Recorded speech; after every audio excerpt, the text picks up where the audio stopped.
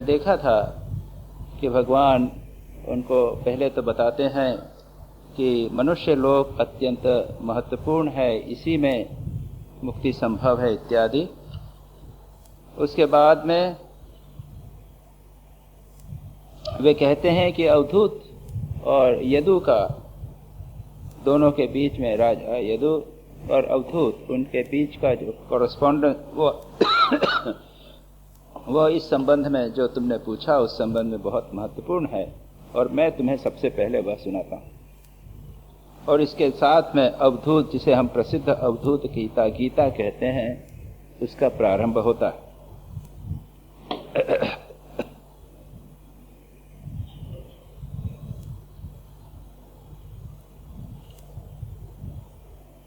अब कहते हैं कि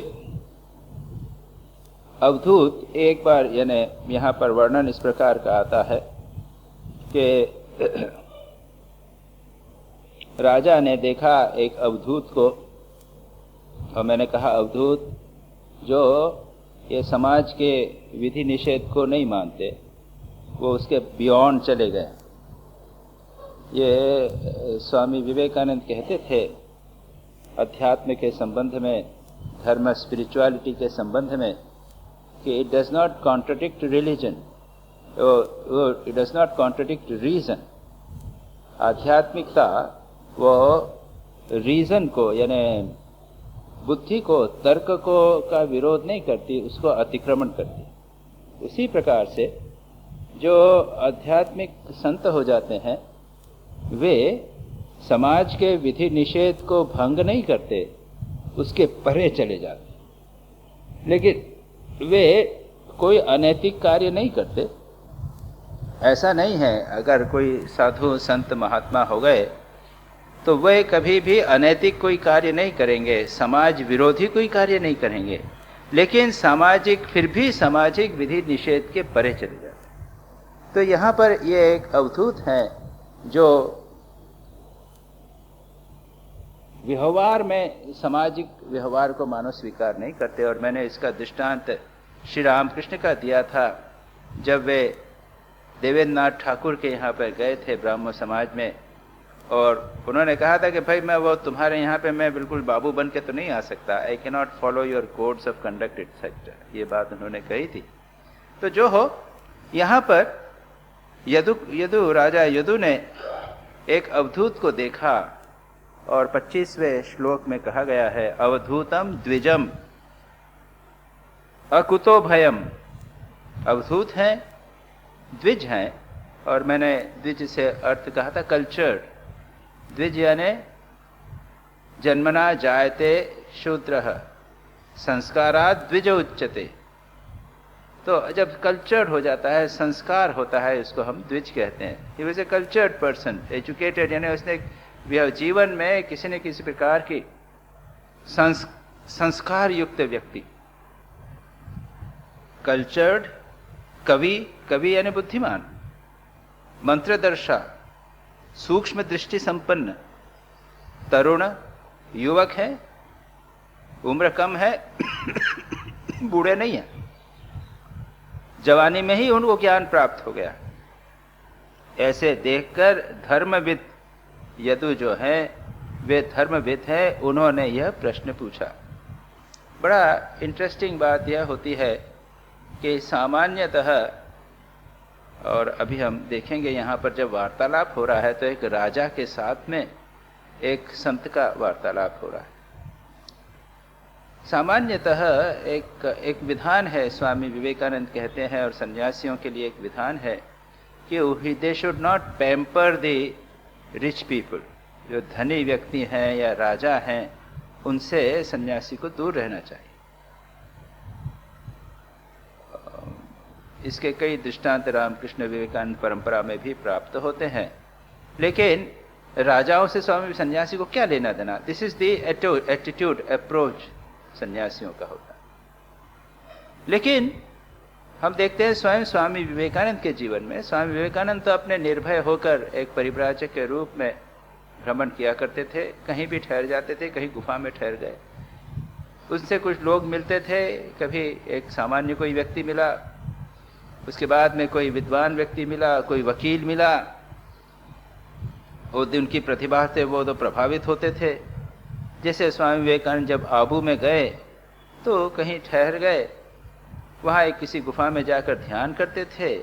कभी कभी नदी अपने उनकी वो जो लेक है उसके किनारे टहलते थे, तो लोग, एक दो लोग आकृष्ट हुए, कोई वकील आकृष्ट हुआ, उन्होंने दूसरे व्यक्ति को कहा। उसके बाद में खेतरी के प्राइम मिनिस्टर को कहा, वो मिले, फिर उन्होंने कहा कि आप राजा से मिलिए। स्वामी जी ने कहा मुझे राजा से क्या लेना देना, मैं नहीं। तो कि नहीं, वो राजा धार्मिक राजा है, आप मिलकर उनसे प्रसन्नता होगी। तब इस प्रकार से वो खेतरी के महाराजा के साथ में स्वामी विवेकानंद की मुलाकात हुई थी। और उसमें देखते हैं स्वामी विवेकानंद खेतरी में जाकर उनके साथ पर कई दिनों तक रहे थे, कुछ महीनों तक वहाँ पर रहे थे। और स्वामी खेतरी के महाराजा स्वामी जी के अनन्य शिष्य भी बन गए थे। स्वामी विवेकानंद सामान्य किसी राजा के यहाँ संभवतः नहीं ठहरते। उन्होंने देखा कि ये बुद्धिमान हैं, ये धार्मिक हैं, उनमें अध्यात्म के प्रति रुचि है। तो भारतीय परंपरा में हम देखते हैं कि भले ही सन्यासी लोगों को राजा से कुछ लेना देना न रहा हो, लेकिन ऐसे राजा भी रहे हैं जो धर्मनिष्ठ राजा थे, अध्यात्म में उनकी विशेष रुचि थी, और वे कई लोग तो लगभग राजर्षि जिसे हम कहते हैं वैसे रहे थे। तो यहाँ पर भी राजा यदु, उनके लिए विशेषण यूज किया गया है धर्मविद, धर्म को जानने वाला। और याद रखिए, हमारी परंपरा में जहाँ कहीं भी विद शब्द का आता है, विद जानने वाला, इस विद शब्द का अर्थ केवल जानने का यानी बौद्धिक ज्ञान से नहीं है। धर्मविद यानी जो धर्म को जीवन में उतारता है, जीवन में जिसने आचरण किया है उसको हम धर्मविद कहते हैं। जैसे एक डॉक्टर है, कोई अच्छा जानकार व्यक्ति है, तो जानकार व्यक्ति यानी क्या, उसने उसको प्रैक्टिस किया, it is a practical science. धर्मविद होने का अर्थ है धर्म को जीवन में उतारना, केवल पढ़ना मात्र नहीं। तो वे धर्मविद हैं, यानी उन्होंने क्षत्रिय धर्म का ठीक ठीक पालन करते हैं, वे जानते हैं कि धर्म क्या है और उसका कैसे आचरण करना चाहिए।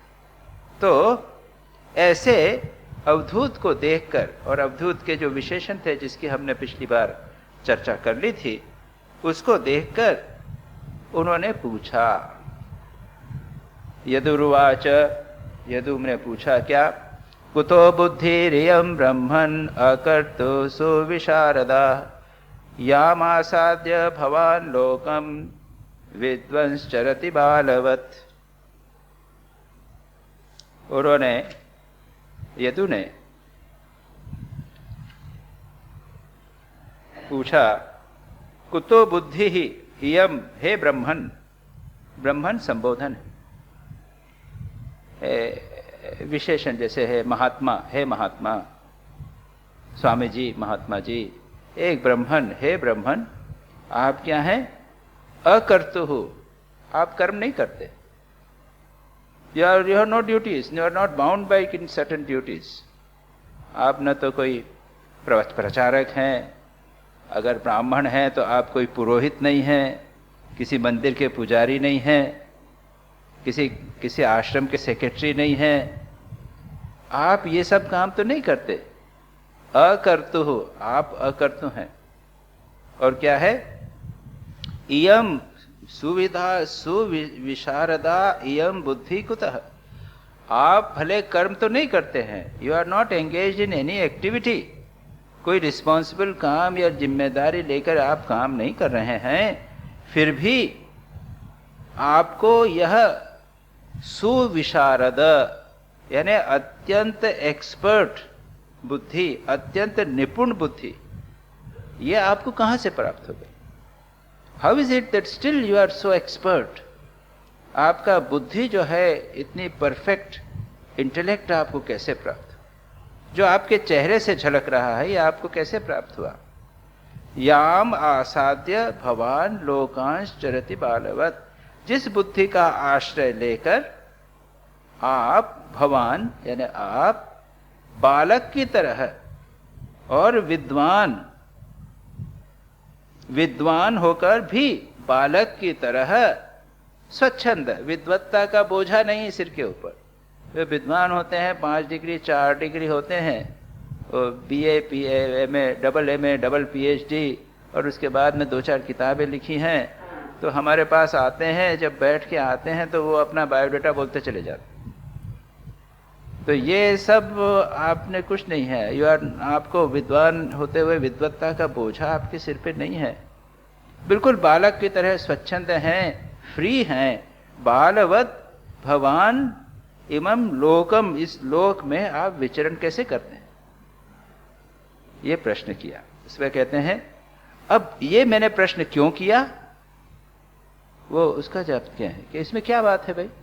और कई बार मुझे भी बड़ी एम्बेरेसिंग सिचुएशन में आ जाता हूं मैं, कि स्वामी जी आप इतने वो होके, इतने क्वालिफाई होके आप कैसे बने, साधु बने, बड़ा मुश्किल हो जाता है जवाब देना। तो कहते हैं क्यों, और लोग जो पूछते हैं उसके पीछे का जो भाव है उस दूसरे श्लोक में उन्होंने बताया है कि प्रायो धर्म अर्थ कामेषु विविधसायाम च मानवाः हेतुना एव समीहन्ते आयुषः यशः श्रियः। प्रायशः सामान्यतः ऐसा देखा जाता है कि आयु, यश और श्री, आयु यानी हम स्वस्थ रहें, हमारे दीर्घायु होवें, हमारा, और यश हमारा नाम यश हो, लोक में नाम यश हो, मरने के बाद नाम यश हो, अथवा श्रिय, श्री यानी फिजिकल सौंदर्य, या श्री यानी संपत्ति, वैभव, इन अभिलाषा की, इन को लेकर हेतुना ए अनेन, इन हेतुओं के द्वारा लोग धर्म अर्थ काम अथवा विविधसायाम यानी तत्व जिज्ञासा में प्रवृत्त होते हैं। हेतु, जिस हेतु से प्रेरित होकर सामान्यतः लोग कर्म में लगे रहते हैं, ये आप में नहीं है। आप क्यों फिर इस तरह विचरण क्यों कर रहे हैं, कैसे कर रहे हैं, आप बालक की तरह कैसे विचरण कर रहे हैं, आपको ये बुद्धि कैसे प्राप्त हुई। कॉमनली क्या होता है कि लोग शरीर को स्वस्थ रखने के लिए एक्सरसाइज कर रहे हैं, खा रहे हैं, विटामिन्स खा रहे हैं, ऑपरेशन करवा रहे हैं, बाईपास ऑपरेशन करवा रहे हैं, everything they are doing for keeping their body fit. दूसरा है यश के लिए, नाम यश के लिए अधिकांश लोग करते हैं। तीसरा है सौंदर्य संपत्ति के लिए, धन प्राप्त हो, सौंदर्य हो, हम अच्छी तरह रहें, सुख स्वाच्छंद से रहें। लेकिन इसको लेकर इसीलिए लोग क्या करते हैं, या तो धर्म का आचरण करते हैं, जिससे अगर मैं धर्म का आचरण करूंगा, खूब सेवा करूंगा, मैं अगर सत्य से मैं लगा रहूंगा तो मुझे यश मिलेगा, कीर्ति मिलेगी, या फिर अर्थ पैसा कमाऊंगा तो पैसा करना से पैसा कीर्ति मिलेगी, सौंदर्य संपत्ति मिलेगी, और या फिर कामनाओं इच्छाओं की पूर्ति में लगे रहते हैं, या फिर तत्व जिज्ञासा में प्रवृत्त होते हैं। लेकिन कारण कि बिना किसी उद्देश्य के कोई भी कर्म नहीं करता, यहां बताने हैं हेतु ना, कोई ना कोई हेतु होना चाहिए। एक प्रसिद्ध श्लोक का अर्थ भाग है, प्रयोजनम अनुद्देश्य मंदोपि न प्रवर्तते। बिना प्रयोजन के, बिना किसी उद्देश्य के मूर्ख व्यक्ति भी किसी काम में नहीं जाएगा, वो पहले अपना मतलब देखेगा। सब लोग मतलब के हैं, सब मतलब देखकर काम करते हैं सामान्य, और बिना फालतू काम वाम कुछ नहीं, बिना काम के कुछ काम करना, बिना किसी उद्देश्य के, बिना किसी स्वार्थ के कोई नहीं करता। तो इसलिए हम आपको एक विभिन्न प्रकार का देखते हैं। आपको ऐसी एक्सपर्ट बुद्धि, विशारदा बुद्धि कहां से प्राप्त हुई। त्वं तु कल्पः कविः दक्षः सुभगो अमृत भाषणः न करता नेह से किंचित जड़ उन्मत्त पिशाच। लेकिन आप सब लोगों से डिफरेंट हैं। आप क्या हैं, किंतु आप ये जो प्राय ही धर्म, ये लोगों को, सामान्य लोगों की बात बता दी, लोगों का उद्देश्य क्या है और इसलिए काम करते हैं। आप क्या हैं, त्वं तु कल्पः, कल्प यानी समर्थ, यू आर केपेबल। आपको फिजिकली देखते हैं अच्छे हैं, सबल हैं, आप बूढ़े नहीं हैं, बीमार नहीं हैं, सुंदर हैं, you are capable of doing whatever work you want. ऐसा नहीं कि कुछ लोग जो हैं वो असमर्थ हैं और इसलिए बैठे हुए हैं जड़ की तरह, कुछ काम नहीं कर सकते, पड़े हुए हैं, या फिर सन्यासी बन गए। याद रखिए, बड़ी इंटरेस्टिंग एक कंसेप्ट है कुछ लोगों के दिमाग में कि जो जीवन में असफल हो जाता है वो साधु बन जाता है। जैसे एक जगह आता है कि जो लूला हो, लंगड़ा हो, जो अंधा हो, तो गेरुआ पहना दो और उसको भिक्षा मांगने बिठा दो। गेरुआ पहन के साधु हो गया। और हमारे यहाँ पे एक कुछ श्लोक वगैरह भी होते हैं, उसमें है जो अंध है, ये अंध है, बधिर है, या लूला है, लंगड़ा है, वो साधु हो अवधूत हो जाता है। तो एक उसका डिरोगेटरी वो तो ये है कि वो असमर्थ है, संसार में सफल नहीं हो सकता, इसलिए वो साधु बन गया। तो और कुछ लोग इस मान्यता को मानते हुए समझते भी हैं, अगर कोई सन्यासी बन जाए तो कहते हैं कि अरे जीवन में असफल हुआ, कुछ न कुछ मामला गड़बड़ है, इसलिए वो साधु बन गया। लेकिन उसका एक थियोरेटिक, एक फिलोसॉफिकल इंटरप्रिटेशन भी बड़ा अच्छा है। जो अंध है यानी क्या, जो संसार की बुराइयां नहीं देखने वाला,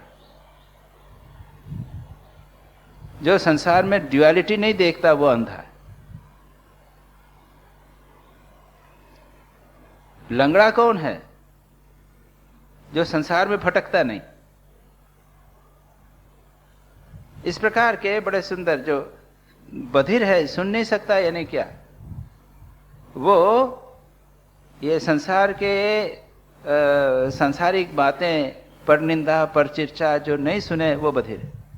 इस प्रकार का उसका बड़ा ही सुंदर एक फिलोसॉफिकल स्पिरिचुअल इंटरप्रिटेशन भी दिया गया। ऐसा व्यक्ति अति वर्णाश्रमी कहा गया है। वर्णाश्रम के परे यानी वो अवधूत हो जाता है। तो यहां पर ये आपको देखकर लगता है आप तो कल्प हैं, समर्थ हैं। अच्छा, समर्थ तो है, लेकिन मूर्ख हो, बुद्धि नहीं हो कि नहीं, आप हैं कवि ही। दूसरा है आप हैं कवि ही। कवि यानी बुद्धिमान, जैसा अभी हमने कहा, कवि भी हैं। उसके बाद दक्ष हैं, एक्सपर्ट, एफिशिएंसी है आप। सामर्थ्य, फिजिकल सामर्थ्य तो है, लेकिन ट्रेन नहीं। दक्ष यानी ट्रेंड। तीसरी चीज ये भी है, निपुण है। और फिर निपुण भी होवे, लेकिन कुरूप होवे तो वो नहीं, लोग पसंद नहीं करते। कुरूप व्यक्ति जो भी होगा, कैसा भी एफिशिएंट हो, लेकिन कुरूप होवे, सूरज शक्ल अच्छी नहीं होवे तो लोग नहीं बिठाएंगे पास में। नहीं, आप क्या हैं? सुभग। सुभग यानी good at to look at. और उसके बाद में पांचवा विशेषण है अमृत भाषण। ये सब गुण होवे, और अगर व्यक्ति कर्कश बोलने वाला हो, चिड़चिड़ा हो, टॉन्ट करे, तीखी बात बोले, चुभा कर लोगों को बोलने का बोले, तो क्या हुआ? वो ठीक नहीं, झगड़ा, इस कलह पैदा होता है, लोग उसको पसंद नहीं करते। कुछ लोग हैं मीठी बात बहुत करते हैं, लेकिन अंदर से ठीक नहीं। खूब मीठी बात करेंगे, हमेशा आपके जैसे आप जाएंगे तो एक प्रशंसा का शब्द आपको अवश्य बोल देंगे। बात करेंगे तो एक प्रशंसा का दो प्रशंसा, आहा हा, आप कितने अच्छे। बाप मिले ना मिले, पहले ही बोल दिया। ऐसे लोग भी हैं, लेकिन मन में ठीक नहीं। तो मृदु भाषण भी होवे, और उसके साथ में साथ वह उसमें कपट न होवे। तो आप में ये 5 गुण हैं, याद रखिए। आप हैं कल्प यानी समर्थ, कवि यानी बुद्धिमान, दक्ष यानी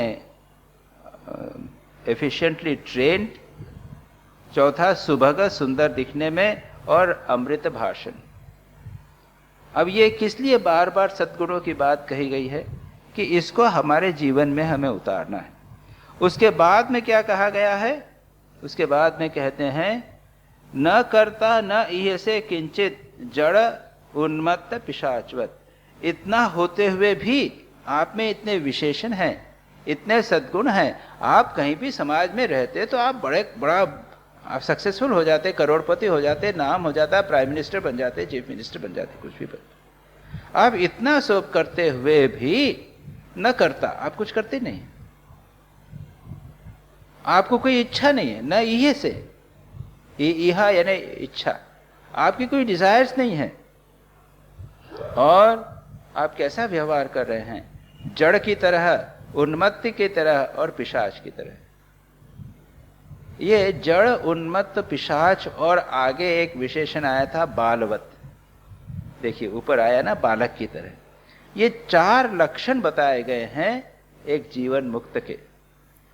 हमारे शास्त्रों में 4 प्रकार के जीवन मुक्त बताए गए। जो जीवन मुक्त व्यक्ति होता है, जिसने अपने स्वरूप को पहचान लिया है, वो जीवित रहते हुए भी संसार चक्र के बंधन से जो मुक्त हो गया है, उसके 4 लक्षण हैं। या तो वो बालक की तरह रहता है, या फिर जड़ की तरह, यानी कहीं बैठा हुआ है तो बैठा ही हुआ, हिलता डुलता नहीं, या फिर वो उन्मत्त की तरह है, वो ओवर एक्टिव हो जाता है, बहुत अधिक कर्म कर रहा है, उछल कूद कर रहा है, इत्यादि कर रहा है। या फिर पिशाचवत, पिशाच यानी वो विधि निषेध नहीं मानता, गंदा रहता है, गंदे जगह पे पड़ा रहता है, जा कुछ भी वो खा लेता है। तो उसके पीछे भाव यह है कि वह संसार के विधि निषेधों से ऊपर चढ़ा गया, जो मैंने आपको कहा। तो 4 प्रकार के जीवन मुक्त व्यक्तियों का वर्णन शास्त्रों में प्राप्त करते हैं। श्री रामकृष्ण भी अपने वचरामृत में कहते हैं। और जहाँ तक श्री रामकृष्ण के जीवन का प्रश्न है, वह उनके स्वयं के जीवन में हमें 3 अवस्थाएं तो अवश्य देखने की मिली थी। जड़वत, बालवत, उन्मत्तवत, पिशाचवत नहीं। कभी भी श्री रामकृष्ण गंदे नहीं रहे। He was very particular about cleanliness. सब कुछ क्लीन होना चाहिए, आपका कमरा, सामान ठीक ठीक स्थान पर सब कुछ रखना चाहिए। He was very particular. लेकिन अधिकांश समय वो बालक की तरह थे, किसी प्रकार का बिल्कुल बालक की तरह।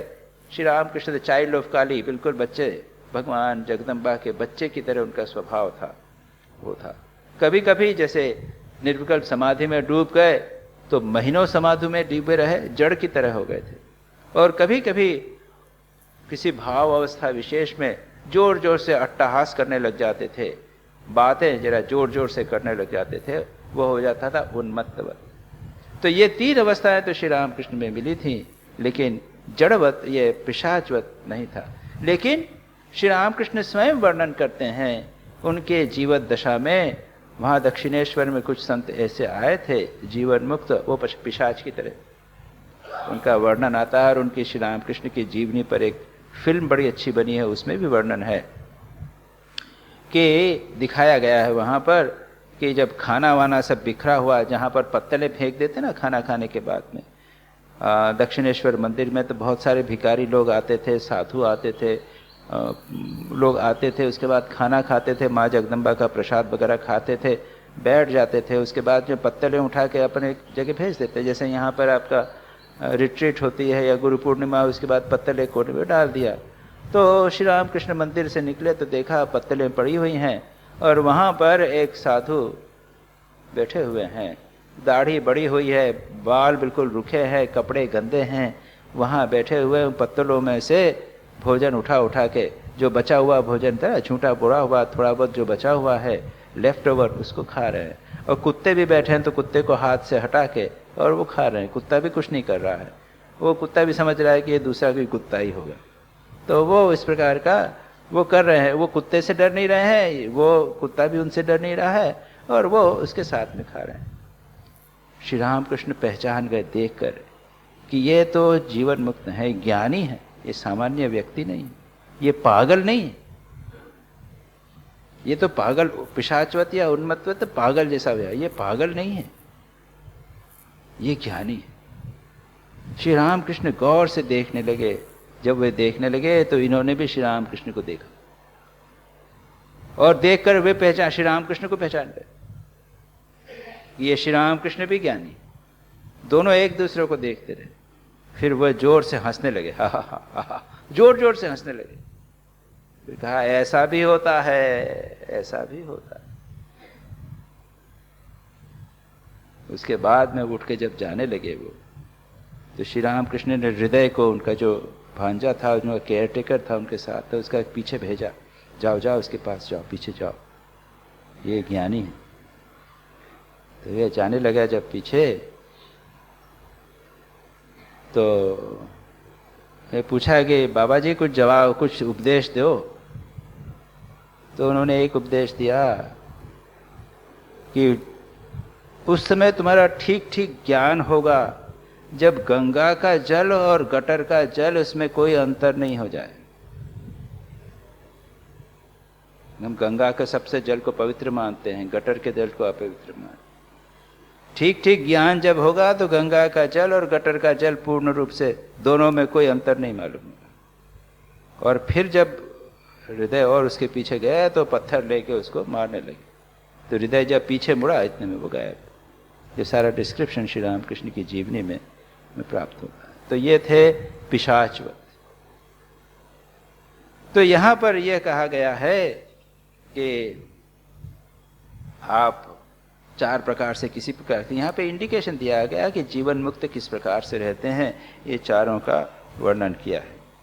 अब कहते हैं आगे, जनेषु दह्यमानेषु काम लोभ दवाग्निना न तप्यसे अग्निना मुक्तः गंगाम्भस्थः इव द्विपः। कहते हैं कि संसार के लोग जो हैं, जन, संसार के लोग जो हैं वे जल रहे हैं। संसार के लोग जल रहे हैं किसमें?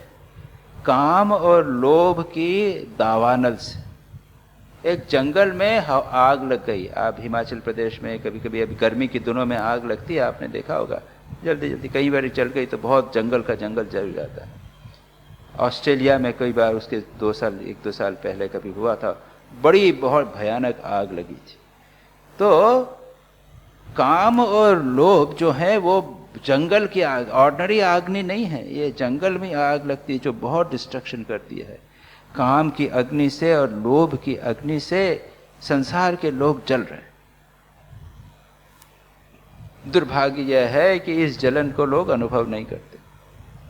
काम को, काम का नाम दिया गया है मनमथ, मन को मथन करने वाला, ट्विस्ट करने वाला। जो काम होता है तो मानव को बिल्कुल ऐसा झंझकोर सा देता है, लेकिन मानव समझता है बड़ा आनंद है। इसी तरह संसार की काम की और लोभ की अग्नि में लोग जल रहे हैं, लेकिन समझते हैं कि हम बड़े मजे। तो ऐसे लोगों के बीच में, जनेषु, इन लोगों में, संसार के सब लोग जो काम और दावाग्नि में जल रहे हैं, उनके बीच में आप जो हैं न तप्य से, आपको अग्नि की ज्वाला नहीं होती, काम और लोभ की अग्नि से आप नहीं जल रहे हैं, और आप मुक्त हैं, आप शांत हैं, कोई अग्नि की ज्वाला। मानो, बड़ा सुंदर दृष्टांत दिया है, गंगा अंभस्थ इव द्विपः। द्विप हाथी है, सारे जंगल में आग लगी है,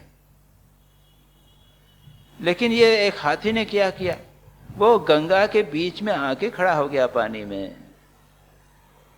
बड़ा आनंद में है, जले ना सारे आग, गंगा जले, वो जंगल जले, लोग जल रहे हैं, दूसरे प्राणी पक्षी पे, दूसरे जानवर जले, हाथी जो है वो गंगा में आकर बीच में खड़ा हो गया, शांत, कोई ठंडा, बिल्कुल ठंडा, मेरे को कोई फर्क नहीं पड़ा, जले ना कि। तो आप उसी प्रकार से हैं। संसार के लोग संसार की काम और लोभ की अग्नि में जल रहे हैं, लेकिन आप जो हैं वो गंगा में जिस प्रकार एक हाथी डूबा हुआ हो, उस प्रकार से आप शांत में पड़े रहे।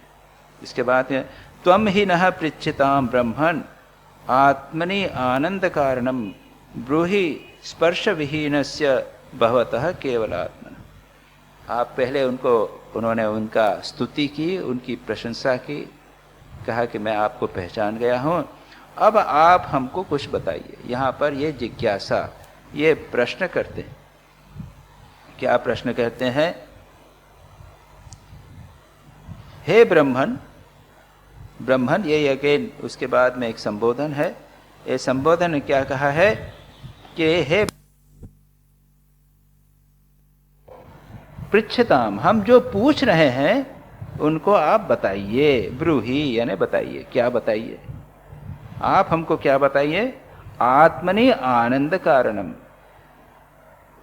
आपकी आत्मा में जो आनंद आपको प्राप्त हो रहा है वह क्यों हो रहा है, ये बताइए। आप कैसे हैं? भवतः स्पर्श विहीनस्य केवल आत्मनः आनंद कारणम बताइए। आप यानी आपका, भवतः यानी आपका, स्पर्श विहीन, आप स्पर्श विहीन है। शब्द स्पर्श विहीन का हम अर्थ देखेंगे।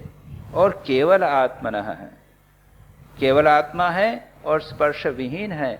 आपको जो आनंद मिलता है, आपके मन में जो आनंद मिलता है, उसका हमको कारण बताइए। देखिए, हम तो कामलोक में पड़े हुए हैं, कष्ट पा रहे हैं, जल रहे हैं। कामलोक में थोड़ा सा सुख मिलता है, ज्यादा सुख नहीं मिलता है। राजा यदु इस बात को समझकर और उनसे प्रश्न पूछते। अधिकांश लोग ये प्रश्न ही नहीं पूछते। राजा यदु धर्मविद हैं, साधक हैं, इसलिए उनको लगा कि इनसे यह प्रश्न पूछना चाहिए। अधिकांश लोग तो समझते हैं कि ये जो अवधूत है ये मूर्ख, जिसने ये सब छोड़ दिया है वो मूर्ख है। अरे इतना अच्छा सुंदर बॉडी, एबल, अरे थोड़ा सा बिजनेस करता तो कितना करोड़ों रुपए, लाखों रुपए कमा सकता था। ये तो मूर्ख है। अधिकांश लोग तो मूर्ख ही समझते हैं। ऐसे साधुओं को जो सब छोड़ छाड़ के रहते हैं, वो समझते हैं कि मूर्ख हैं। इतना सब होते हुए भी छोड़ दिया, ये सब मूर्ख समझते हैं।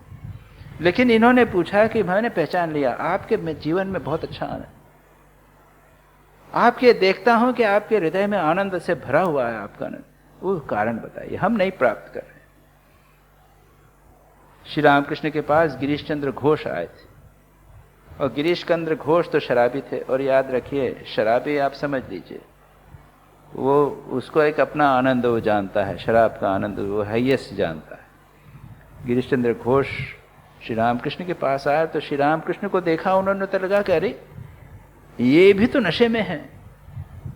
देखा कि ये तो श्री रामकृष्ण जब कभी उतरते थे भगवान के भाव में, नशे में रहते थे, तो वो डोलते थे नशे में, जैसे हाथ पैर उनको पकड़ के चलना पड़ता था, पता नहीं चलता था।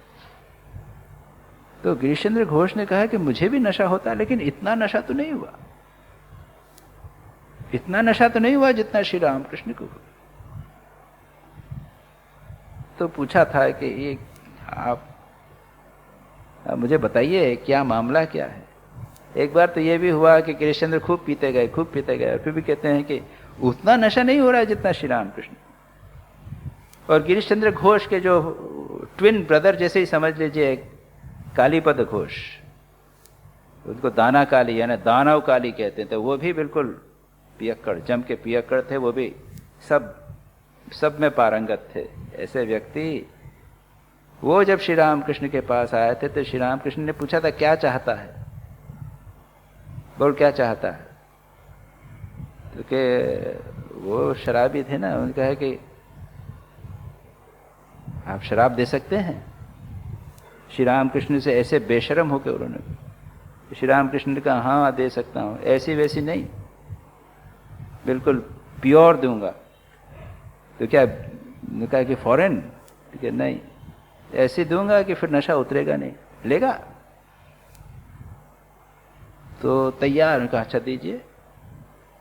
श्री रामकृष्ण ने उन्हें स्पर्श कर दिया, उनकी संभवतः उनके ज़बान पर मंत्र लिख दिया। उसका परिणाम हुआ कंटिन्यूसली स्टार्टेड, आंखों से आंसू आने लगे, भाव में इंटेंस विभोर हो गए, यानी ऐसा नशा चढ़ा जो उनको शराब पीने से नहीं चढ़ा।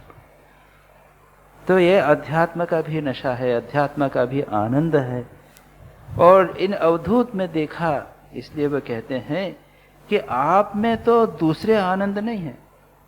और दो विशेषण दिए हैं, एक तो है स्पर्श का आनंद, स्पर्श विहीनस्य। एक तो है कि आप स्पर्श विहीन हैं। स्पर्श विहीन का English translation untouched by sense objects. तो एक आनंद लोगों को स्पर्श से मिलता है इंद्रियों के स्पर्श से आनंद मिलता है। और उसमें भी जो स्पर्श सुख है, आलिंगन का, चुंबन का, यह जो सुख है वो सबसे अधिक होता है। तो आप तो स्पर्श विहीन हैं। इंद्रियों के माध्यम से कुछ दृश्य देखने के माध्यम से, नेत्र से देखा तो नेत्र में जो दृश्य दिखा उसने आंख को स्पर्श किया, कान में सुना तो कान में जो साउंड ने जाकर हमारा जो टिम्पैनिक मेम्ब्रेन है उसको स्पर्श किया, हमने जब खाया तो हमारे जिह्वा के ऊपर स्वाद ने स्पर्श किया। ये स्पर्श के सुख आपको नहीं मिल रहे, सर्प विहीन है आप, फिर आपको कहां से सुख मिला? और दूसरा सुख है केवल आत्मा ने बताया, आप अकेले हैं। इसका ट्रांसलेशन है सॉलिटरी लाइफ, आप अकेले हैं। अरे भाई, दोस्त हो, मित्र हो, पुत्र हो, सब चीजें बहुत सारे हो तब तो अच्छा लगता है। मैं और मेरा हो तब तो सुख लगता है, अकेले में सुख नहीं होता। आप अकेले हैं फिर भी सुख है, ये क्या बात? इसलिए कहा ये दो बातें की कि आप स्पर्श विहीन हैं और अकेले हैं। हम लोग जितने दोस्त मिलते हैं तो कुछ लोगों को अच्छा लगता है, सोसाइटी में जाएंगे, चार लोग मिलेंगे, बात करेंगे, या अपनी वाइफ हो या हस्बैंड हो या फिर पुत्र हो या आपका फैमिली हो, जाते हैं लोग अकेले।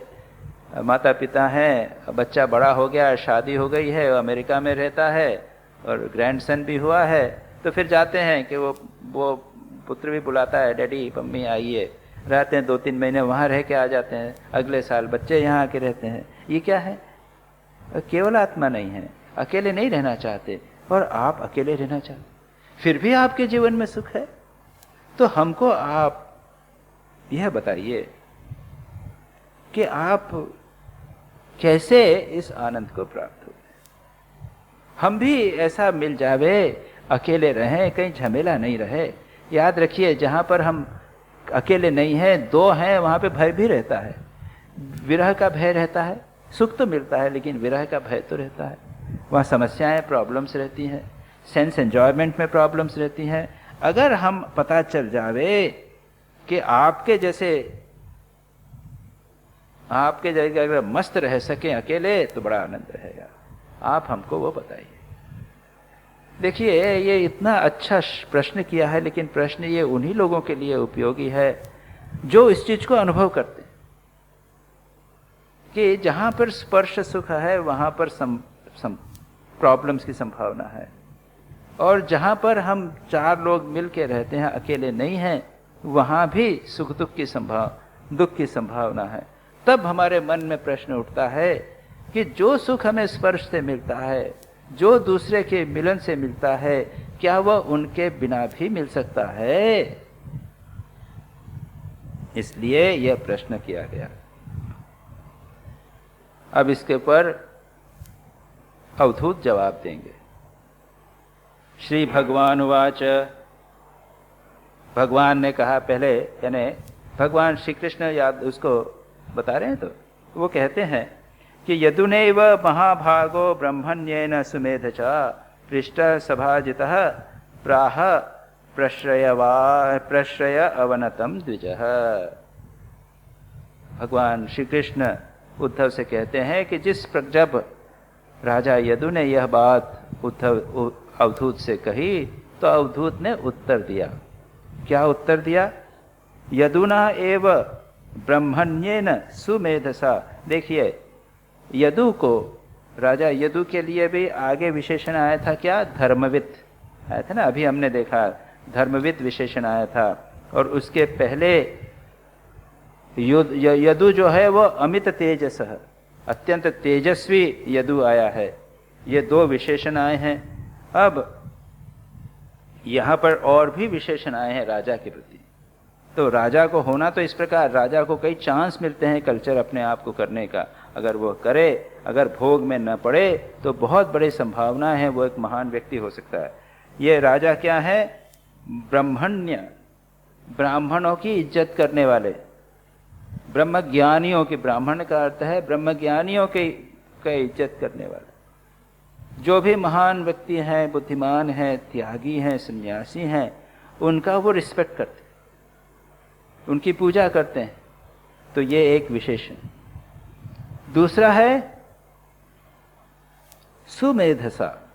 कई लोग हैं ब्राह्मणों का इज्जत तो करते हैं, ब्रह्मज्ञानियों की, विद्वानों की इज्जत तो करते हैं, लेकिन खुद में बुद्धि नहीं है, वो समझ नहीं सकते, केवल सेवा कर सकते हैं, लेकिन उनका आध्यात्मिक लाभ नहीं उठा सकते। ऐसा नहीं है। ये सुमेधसा, इनमें मेधा है, धारणा शक्ति है, इंटेलेक्ट है। ये जो यदु हैं वे बुद्धिमान हैं, समझदार हैं, जो सुनेंगे उसको समझेंगे, मेधा युक्त हैं। और तीसरा क्या है? ब्रह्मण्य सुमेधसा। और तीसरी बात है प्रश्रय अवनतम। वे प्रश्रय यानी उन्होंने आश्रय लिया है और नत हुए हैं, सिर झुकाया। प्रश्रय अवनतम, उन्होंने सिर झुकाया है द्विज के प्रति। वो जो अवधूत हैं उनके प्रति वे सिर झुकाया। गीता में भगवान कहते हैं तद्विद्धि प्रणिपातेन परिप्रश्नेन सेवया। कोई ज्ञान प्राप्त करना हो तो ज्ञानी व्यक्ति के पास जाकर प्रणिपात, प्रणाम करिए, बी हम्बल, और सेवा करके प्रसन्न कीजिए। और उसके बाद में ज्ञान प्राप्त करने के लिए परिप्रश्न कीजिए, प्रश्न कीजिए। मेरा तो एक्सपीरियंस है कि यहाँ पे लोग आते हैं, प्रणत तो होते हैं, उसके बाद में मुझे ज्ञान काफ़ी मिलता है। वो पूछने की जरूरत नहीं पड़ती, बहुत सारा ज्ञान मुझे मिलता है। तो ऐसा नहीं। और प्रश्न भी करना है तो इसलिए प्रश्न नहीं करना है कि बताने के लिए, अपना ज्ञान बताने के लिए कई बार लोग प्रश्न करते हैं, ऐसा नहीं। जानने के लिए, सच्ची जिज्ञासा के लिए प्रश्न करना। यहाँ पर इसलिए कहा गया, ये कुछ इंपॉर्टेंट विशेषण के हैं। यदुना एवं ब्रह्मण्येन सुमेधसा पृष्ठः होने पर, प्रश्न करने पर क्या हुआ? सभाजितः द्विजः महाभागः प्राह। सभाजित यानी सभाजित, यहां पर उसका ट्रांसलेशन किया है नोबल।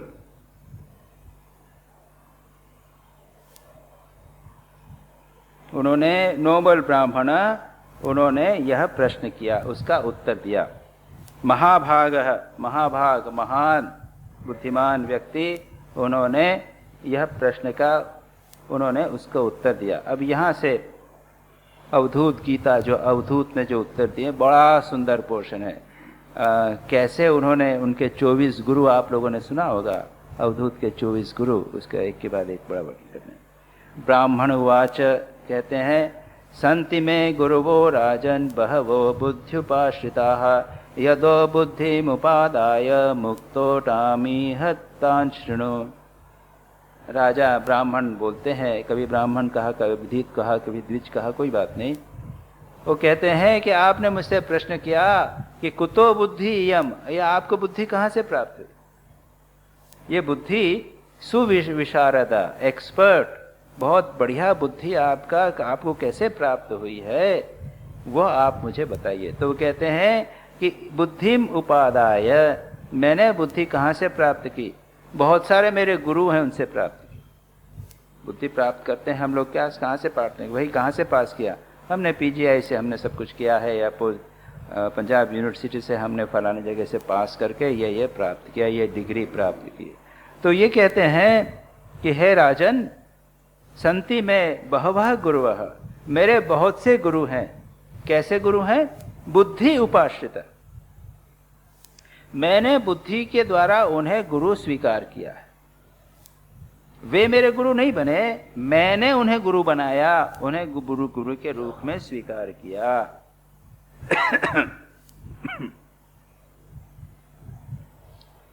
तो कहते हैं कि मैं कैसे बनाया है?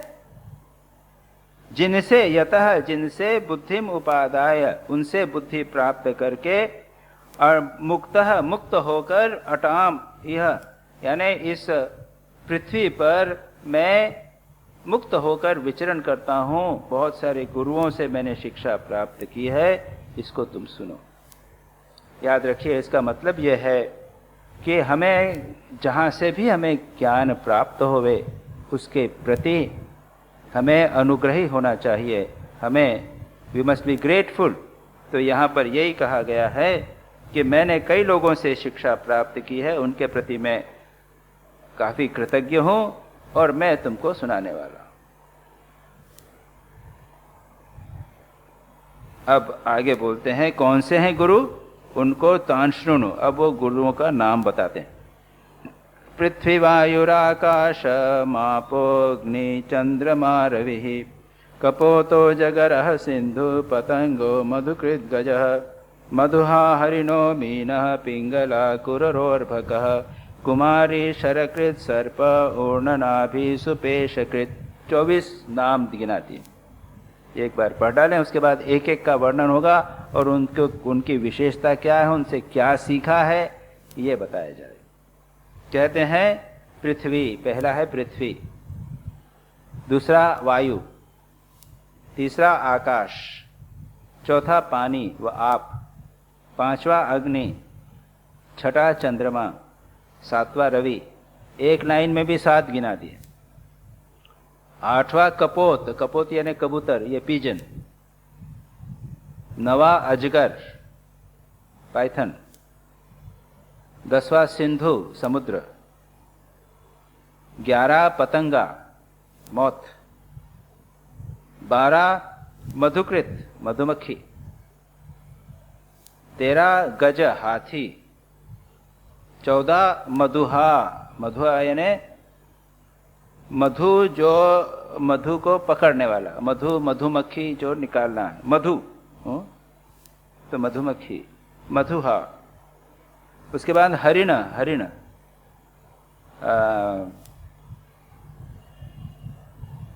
हनी गैडर, वही मधुहा। उसके बाद हरिण, हरिण डियर। मीन, कितने हुए? 15। उसके बाद 16 मछली। छठा पिंगला, पिंगला एक कोटेसन, एक वीरांगना, उसका नाम था पिंगला, एक वेश्या पिंगला। उसके बाद है कुरर, कुरर क्या हुआ? कुरर नामक एक पक्षी। उसके बाद एक अर्भ का बालक, छोटा बालक, बच्चा।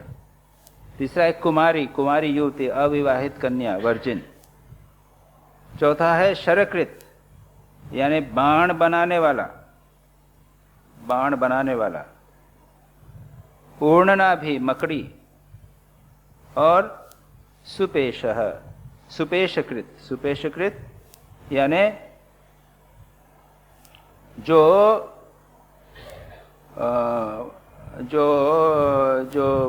ये सिल्क वॉर्म, सिल्क वॉर्म जैसा,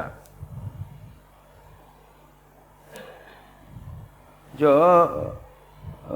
एक अपने ऊपर एक कवर बनाता है, जैसे सिल्क वॉर्म होता है ना, उस प्रकार का, जिसने अपने ऊपर एक कवर बना के उसके अंदर रह जाता है, उसके बाद में उसको अंडा रख देता है, उसमें से निकल जाता है, उसका फॉर्म चेंज हो जाता है, वो वर्ड।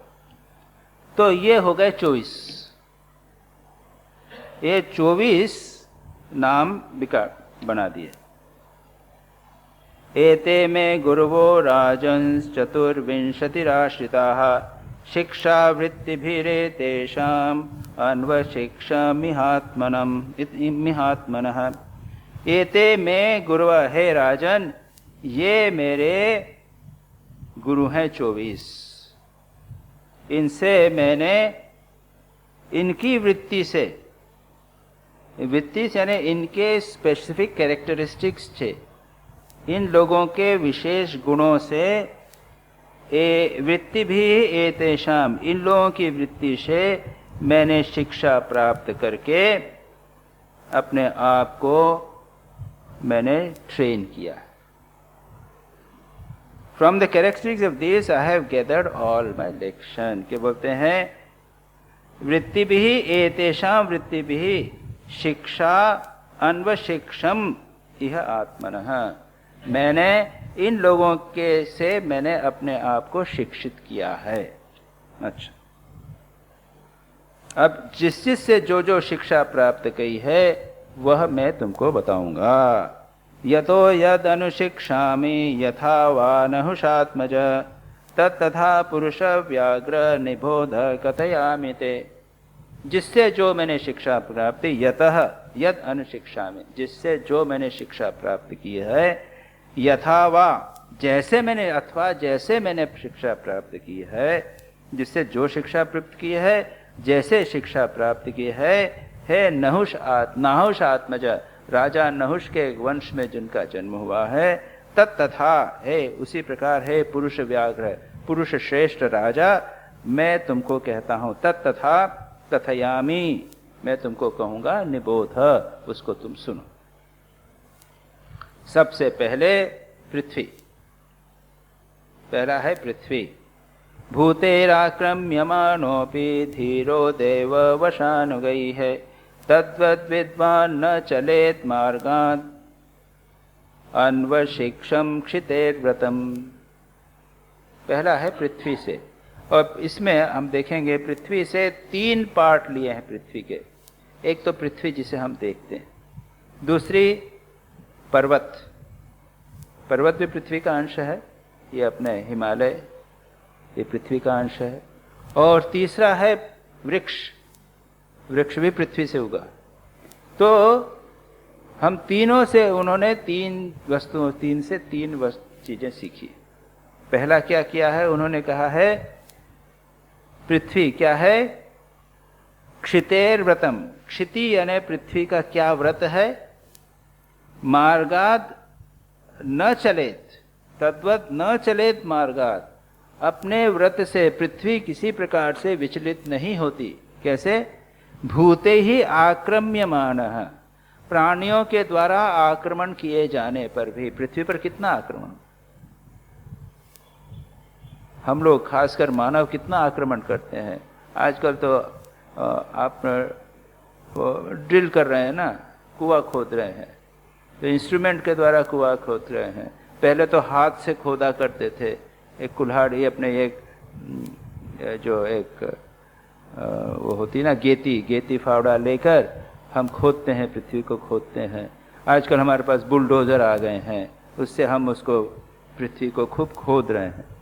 तो प्रभूते ही आक्रमण, प्राणियों के द्वारा आक्रमण होने पर भी न चलेत मार्गा, पृथ्वी जो है विचलित नहीं होती, जैसी कि वैसी बनी रहती है। वैसे ही दैव वशई ही वश अनुगई ही, देवताओं के यानी भाग्य के द्वारा, प्रारब्ध के द्वारा प्रेरित होकर लोग हमारे ऊपर आक्रमण कर रहे हैं। कई प्रकार के आक्रमण हो रहे हैं, हमको लोग कष्ट दे रहे हैं। जब पृथ्वी बिल्कुल चलायमान नहीं होती, बिल्कुल सब सहन कर लेती है, ठीक तद्वत उसी प्रकार विद्वान व्यक्ति को क्या करना है, मार्गात न चले, हमारे अपने मार्ग से जो व्रत लिया है, क्षितेः व्रतम, क्षिति का व्रत, पृथ्वी का व्रत है, वो चलायमान नहीं होगी, डिस्टर्ब नहीं होगी। उसी प्रकार हमें भी प्राणियों के द्वारा कष्ट दिए जाने पर भी हमें उससे चलायमान नहीं होना चाहिए। पृथ्वी क्यों, क्योंकि ये लोग अपने स्वभाव से लोग कर रहे हैं, अपने प्रारब्ध के अनुसार मुझे खोद रहे हैं। इसी प्रकार से अगर हमारे शरीर पर, हमारे मन पर आक्रमण होवे, तो हमें अपने व्रत से, धीर धैर्य के व्रत से विचलित नहीं होना चाहिए। यह उन्होंने पृथ्वी से सीखा। देखिए कितनी महत्वपूर्ण बात है। हम लोग थोड़ी सी बात में चलायमान हो जाते हैं, अपने व्रत से किसी प्रकार से हमें चलायमान नहीं होना चाहिए। संसार के प्राणी जो हैं वो तो यहाँ लिखा है दैव वश गए, वो तो मजबूर हैं, वो बुरा काम करने के लिए बाध्य हैं, अपने स्वभाव से बाध्य हैं, संस्कारों के साथ बाध्य हैं। लेकिन हमें अपने मार्ग से नहीं बचना चाहिए। जिस प्रकार से पृथ्वी अपने व्रत से हिलती नहीं है, उसी प्रकार हमें दृढ़ता पूर्वक उसे पकड़े रहना चाहिए। यह पहली बात कही।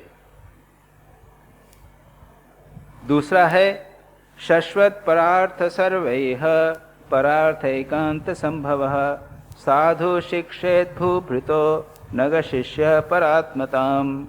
अब क्या कहते हैं, वे वृक्ष और भूभृत, भूभृत यानी पर्वत, उससे क्या सीखना है,